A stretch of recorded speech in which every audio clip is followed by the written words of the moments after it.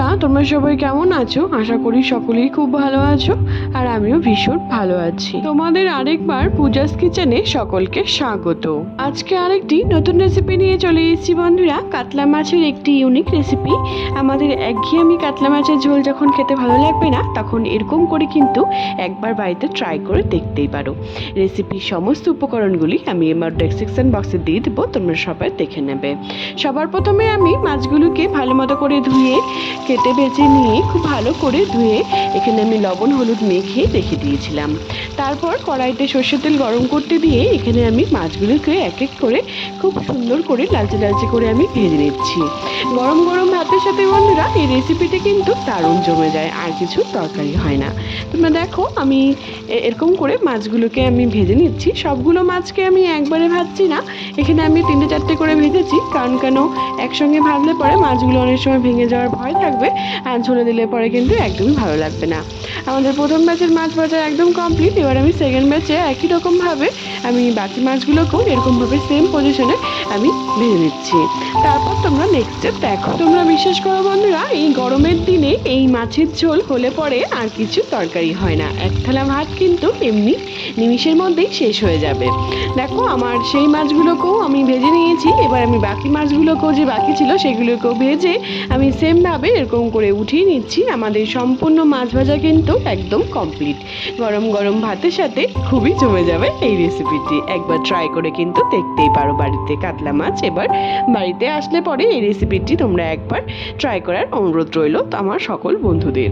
তারপর দেখো যা যা লাগছে আমি সব কিছু রেডি করে নিয়েছি বন্ধুরা। এখানে আমি বেগুন কেটে নিয়েছি, লম্বা লম্বা করে আলু কেটে নিয়েছি, আর লাগছে যেটি হলো সব থেকে সিক্রেট এই রেসিপি, সেটি হলো ডালের বড়ি। এখানে আমি মাসকলা ডালের বড়ি ব্যবহার করেছি বন্ধুরা, তোমরা চাইলে অন্য ডালের বড়িও ব্যবহার করতে পারো। তারপরে ওই মাছ ভাজার তেলেই আমি বড়িগুলোকে একটুখানি লালচে লালচে করে আমি ভেজে তুলে নেব। দেখো আমি কীভাবে ভেজেছি, তোমরাও এরকম করে ভাজার চেষ্টা করবে। দেখো বন্ধুরা আমি সবগুলো বড়িকে এরকম করে লালচে লালচে করে আমি ভেজে নিয়েছি। তাতে আমাদের বড়িগুলি ঝোলে দিলে পরে যখন আমরা ঝোলে ব্যবহার করবো বড়িটিকে, তখন আমাদের বড়িগুলি একদম ভেঙে যাবে না, তোমরা পরেই সেটা দেখতেই পারবে। তারপর বড়িগুলিকে উঠিয়ে নেওয়ার পর আমরা যে বেগুনগুলোকেও কেটে রেখেছিলাম বন্ধুরা, সেগুলোকেও ওই তেলের মধ্যে দিয়েই সামান্য একটু নুন আর হলুদ দিয়ে সেটিকেও আমরা এরকম লালচে লালচে করে আমি ভেজে নিচ্ছি। এই রেসিপিটি আমার মায়ের হাতের বানানো রেসিপি বন্ধুরা। আমার মা গরমের দিনে বিশেষ করে এই রেসিপিটি কিন্তু খুব বাড়িতে বানায়। খুবই টেস্টি লাগে খেতে, খুবই সুস্বাদু লাগে। গরম গরম ভাতের সাথে কিন্তু দারুণ জমে যায়। তখন আর মনে হয় না যে কালিয়া বা কাতলা মাছের আরও অন্য কোনো রেসিপি আমাদের প্রয়োজন আছে। এই রেসিপিটি হলেই এক থালা ভাত শেষ হয়ে যায়। দেখো আমি সবগুলো বেগুনকে আমি কেটে বেছে যখন রেখে দিয়েছিলাম, সেগুলিকে আমি সবগুলোকে ভেজে আমি তুলে নিয়েছি। তারপর ওই তেলেই আমি যে আলুগুলোকেও কেটে রেখেছিলাম বন্ধুরা লম্বা লম্বা করে, সেগুলোকেও সামান্য নুন আর হলুদ দিয়ে ওরকম লালচে লালচে করে ভেজে আমি সেমভাবে তুলে নিচ্ছি। তাহলে আমাদের মাছ, ডালের বড়ি, বেগুন আর আলু ভাজা কিন্তু একদম কমপ্লিট। তারপর ওই তেলের মধ্যেই একটুখানি আমি গোটা জিরে আমি ফোড়ন দিয়ে নিলাম, শাহি জিরে দিয়ে একটুখানি আমি পেঁয়াজ দিয়ে দিচ্ছি। এখানে আমি 2 থেকে 3টের মতো পেঁয়াজ ব্যবহার করেছি, তোমরা তোমাদের মাছের পরিমাণ বুঝে পেঁয়াজটি ব্যবহার করবে।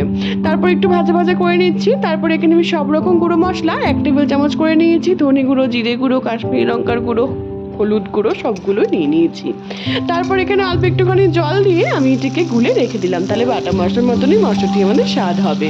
তারপর যখন পেঁয়াজটি দেবো খুব সুন্দর করে মজে গেছে, তারপর এখানে আমি 1-1.5টের মতো টমেটো কেটে রেখে দিয়েছিলাম লম্বা লম্বা করে বন্ধুরা। সেগুলিকে দিয়ে খুব ভালো মতো করে একটু সামান্য একটু নুন দিয়ে আমি এটিকে ভেজে নিচ্ছি। নুনটি দেওয়ার একটি কারণ বন্ধুরা, তাহলে আমাদের পেঁয়াজ আর টমেটোটি খুব ভালো মতো করে মজে যাবে। তারপর যে মশলাটি আমি ব্যবহার করে রেখে দিয়েছিলাম ভিজিয়ে, সেটিকে আমি এবার দিয়ে দিলাম। তেল ছেড়ে আসা অবধি এটিকে আমরা কষিয়ে নিব। দেখো বন্ধুরা আমার মশলাটি খুব সুন্দর করে তেল ছেড়ে এসছে, খুবই সুন্দর করে কিন্তু আমাদের মশলাটি কষে গেছে। তারপর এখানে আমি 2 থেকে 3 চামচের মতো আমি টক দই একটি বাটিতে ফেটিয়ে রেখে দিয়েছিলাম।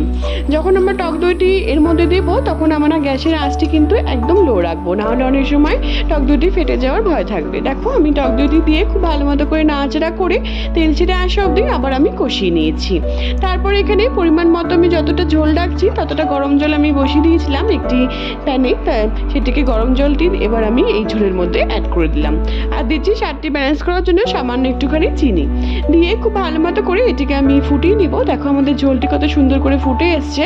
তারপর এখানে আমি 4-5টার মতো আমি চেরা কাঁচা লঙ্কা দিয়ে দিলাম। এটা একদমই অপশনাল, তোমরা চাইলে এটিকে স্কিপও করতে পারো। তারপর যে ভেজে রেখেছিলাম আমি সবজিগুলোকে, আলু, বেগুন, মাছ, ডালের বড়ি সবগুলোকে এক এক করে আমি এবার অ্যাড করতে থাকবো। সবার প্রথমে আলু দিয়ে দিলাম, তারপর বেগুন দিয়ে দিলাম, তারপর দিচ্ছি মাছগুলোকে। আর বড়িটি আমরা কিছুক্ষণ, এই ঝোলটি যখন খুব সুন্দর করে একটুখানি গাঢ় হয়ে আসবে, ফুটে আসবে, তারপর আমরা বড়িটিকে ব্যবহার করছি। সবার প্রথমে যদি বড়িটিকে ব্যবহার করা হয় বন্ধুরা, তাহলে অনেক সময় ঝুলে দিলে ভেঙে যাওয়ার ভয় থাকবে, আর খেতে পরে কিন্তু একদমই ভালো লাগবে না। দেখো বন্ধুরা, আমাদের কাতলা মাছের পাতলা ঝোল কিন্তু প্রায় হয়েই এসছে। তারপর আমরা সবশেষে দিচ্ছি বেশ কিছুটা আমরা যে বড়িগুলোকে ভেজে রেখেছিলাম বন্ধুরা, সেগুলিকে আমরা দিয়ে দিলাম। এই গরমের দিনে যদি এরকম পাতলা ঝোল হয় কাতলা মাছের, তাহলে কিন্তু আর কিছু তরকারি হয় না, গরম গরম ভাতের সাথে কিন্তু দারুণ জমে যায়। তারপর দিচ্ছি বেশ কিছুটা ধনেপাতা কুচি দিয়ে ভালো মতো করে 2 থেকে 3 মিনিট আমি আবার এটিকে একটুখানি ফুটিয়ে নিচ্ছি। তারপর আমরা এটিকে সার্ভ করব। গরম গরম ভাতের সাথে, বিশেষ করে গরমের দিনে আর কিছু দরকারই হয় না যদি এরকম কাতলা মাছের ঝোল হয়ে যায়। তোমরা অবশ্যই বাড়িতে একবার ট্রাই করে আমাকে জানিও বন্ধুরা, তোমাদের এই কাতলা মাছের ঝোলের রেসিপিটি নতুনভাবে নতুন পদ্ধতিতে কেমন লাগলো। যদি ভালো লেগে থাকে বন্ধুরা আমার এই রেসিপিটি, তাহলে অনেক অনেক অনেক বেশি শেয়ার করা তোমাদের সকলকে অনুরোধ রইল। আর অবশ্যই আমাকে কমেন্টের মাধ্যমে জানিও যে তোমাদের রেসিপিটি কেমন লাগলো। যে সকল বন্ধুরা আমার চ্যানেলটিকে অলরেডি সাবস্ক্রাইব করে ফেলেছে তাদের অসংখ্য ধন্যবাদ। আর যারা এখনও সাবস্ক্রাইব করেনি তাদের সাবস্ক্রাইব করার অনুরোধ রইল, যাতে আমি যখনই কোনো নতুন রেসিপি ছাড়বো তোমরা সেই রেসিপিগুলি সবার প্রথমেই পেয়ে যাবে। আর অবশ্যই আমাকে রেসিপিটি বানিয়ে কমেন্টের মাধ্যমে জানিও তোমাদের এই গরমের দিনে এই কাতলা মাছের ঝোলের রেসিপিটি কেমন লাগলো।